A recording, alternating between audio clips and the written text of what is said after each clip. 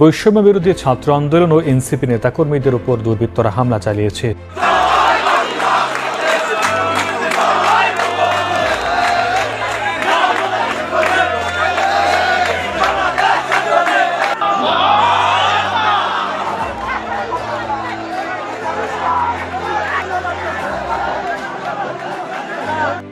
থেকে 40 মিনিটের মতো গাড়িটা চলছিল এবং কেন একদল লোক হামলা করবে, বিচার কেন হবে না কোনো রাজনৈতিক দলের উপরেও, যাতে এই ধরনের হামলা না হয়। ছাত্ররা যদি রাজনীতি করে তাহলে অনেক ছেলে মেয়ে খারাপ হয়ে যাবে। একটা সিট বাংলাদেশ হয় এরকম অবস্থা ছাত্র করবো না। বাংলাদেশের মানুষ ধরেন এত পাগল হয়নি যে কেউ দাঁড়ায় গেছে ভোট দিয়ে দিব। এবার ভোট দিব কি আর কামটা কি, আমরা কি পাগল হয়েছি ভোট দিব? আপনার ছাত্ররা বাংলাদেশের জনশক্তি না, আছে গণশত্রু। কি দাবিতে এখানে আপনারা অবস্থান নিয়েছেন?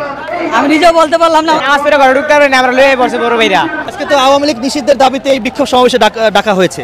জানি না এবার আর শেষ রক্ষা হলো না এনসিপি নেতা নাহিদ ইসলামের।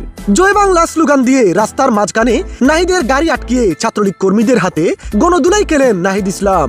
সেখানে স্লোগান দিতে দেখা যায়, মুজিবের বাংলায় রাজাকারে ঠাঁই নাই, জয় বাংলা জয় বঙ্গবন্ধু, এমন স্লোগান দিয়ে নাহিদ ইসলামকে মারধর করে ছাত্রলীগ কর্মীরা। বিভিন্ন সমালোচনার মধ্য দিয়ে জাতীয় নাগরিক পার্টির আত্মপ্রকাশের পর সাম্প্রতিক সময়ে আওয়ামী লীগ নিষিদ্ধের ব্যাপারে বেশ তৎপর হয়ে উঠেছে এই নতুন দলটি।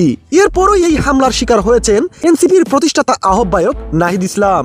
তাকে আহত অবস্থায় ঢাকা মেডিকেল কলেজ হাসপাতালে নিলে সংবাদ মাধ্যম কর্মীকে নাহিদ ইসলাম বলেন, আমাদের প্রায় 5 জন নেতা কর্মী আহত হয়েছে। আওয়ামী লীগকে নিষিদ্ধের ব্যাপারে আমরা মিছিল সমাবেশ করেছি, কিন্তু আজ আচমকা আমাদের রাস্তা অবরোধ করে নিষিদ্ধ সংগঠন ছাত্রলীগের সন্ত্রাসীরা আমাদের উপর হামলা করেছে। তারা কিভাবে এই অবস্থায়ও এমন হামলা করার সাহস পায়, এটা আমার আসল প্রশ্ন।